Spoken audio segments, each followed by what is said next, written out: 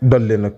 jàmm ñu wax rek ci jëf ji nga xam ne président Bassirou Diomaye Diakhar Faye wala sax ay kàddu yoo xam ne daal na ko yëkkati foofee ca conseil des ministres bi nga xam ne doon nañ ko amal ni ki démb moom njiital réew mi la mu xamle bokk na ci rek maanaam daal weer yi nga xam ne moom lañ daal di dëgmal mu di rek weeru Ramadan maanaam weeru koor gi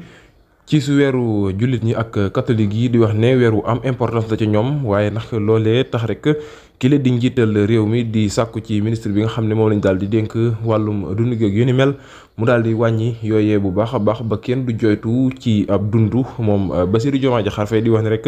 ndax kat nekk na loo xam ne weer yu ngënee la waaye itam weeru tedd nga la kon nag daal la muy ñaan ministre bi moo di rek lépp loo xam ne matukaay la waaye itam jëfandikukaay la moo xam xeetu suukar ak tàndarma ak ceeb yi nga xam ne nit ñi dañ koy daal di soxla na ko daal di wàññi waaye itam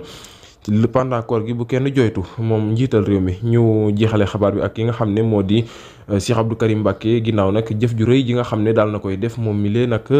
ci jëmm ji di Fallou Fall ci rek 10 millions de francs CFA yoo xam ne rek daf ko yëkkati jébbal ko rek ki nga xam ne moo di Fallou Fall ñu jox ko ak njabootam waaye itam jox ko ay mbokkam ngir rek mu génn ci xat-xat yi nga xam ne ci la nekk ginnaaw nag tuuma juré joo xam ne bàjjanam bi jël na ko daal di koy teg ci kawam wala tantam ji mu nekk nag loo xam ne lu doy waar la ginnaaw nag ay tuuma ci rek violé xale bu toll ci 8 ans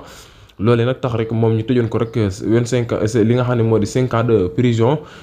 aate ko nag condamné ko war koo tëjaat 10 ans mu doon rek 10 ans maanaam 15 ans de prison yoo xam ne waroon na koo tëdd waaye nag mu mel ni Mbacké Balla moom def na ci liggéey bu rëy moom Cheikh Abdou Karim ci rek ne nay daal di génn ci xat-xat yi nga xam ne ci la daal di nekk daal di dellu ci ak njabootam ginnaaw nag ñenn ci ay mbokki taalibe yoo xam ne demoon nañ ziyaare ji ko ci màggalu Kazu Rajab googee